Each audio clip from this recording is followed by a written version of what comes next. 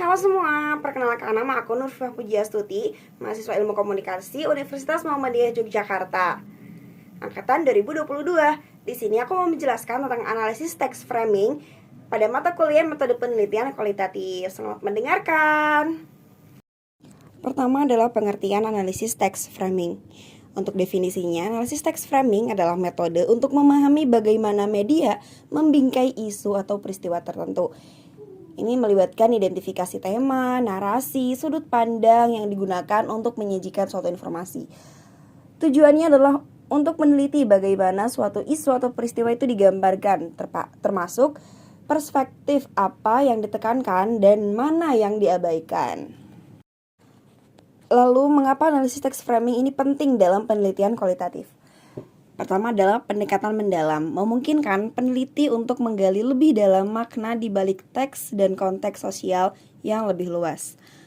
Kemudian kontekstualisasinya adalah membantu dalam memahami bagaimana media mempengaruhi persepsi publik terhadap isu tertentu. Selanjutnya adalah langkah-langkah analisis text framing. Yang pertama adalah pemilihan teks. Pilihlah teks yang relevan seperti artikel berita, iklan, atau postingan media sosial yang membahas isu yang akan diteliti.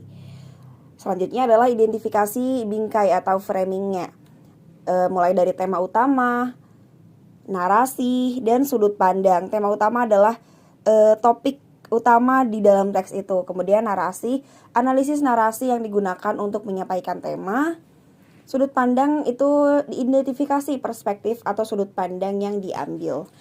Selanjutnya adalah analisis komponen bingkai, termasuk dalam perangkat bahasa. Perhatikan penggunaan kata, metafora, dan simbol.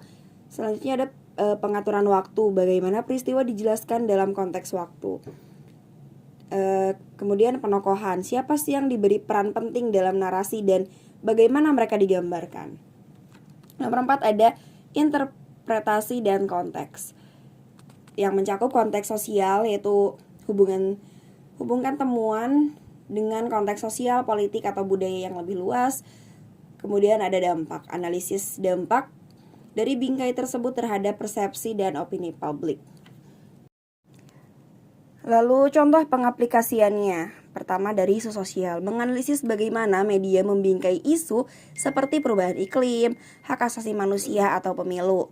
Studi kasusnya melihat pemberitaan tentang peristiwa besar, misalnya bencana alam atau krisis politik, dan bagaimana framing mempengaruhi respon publik. Lalu kelebihan dan keterbatasan. Kelebihan dari metode ini adalah memberikan pemahaman mendalam tentang konstruksi realitas sosial, membingkai bias dan agenda tersembunyi dalam media. Untuk keterbatasannya adalah subjektivitas dalam interpretasi, membutuhkan analisis mendalam dan waktu yang cukup lama. Kesimpulan dari analisis text framing adalah metode penting dalam penelitian kualitatif yang membantu memahami bagaimana isu dan peristiwa disajikan dan dipersepsikan dengan mengidentifikasi dan menganalisis bingkai yang digunakan dalam media. Peneliti dapat mengungkapkan bias, agenda, dan dampaknya terhadap opini publik. Sekian penjelasanku tentang analisis teks semiotik pada materi hari ini. Terima kasih, bye.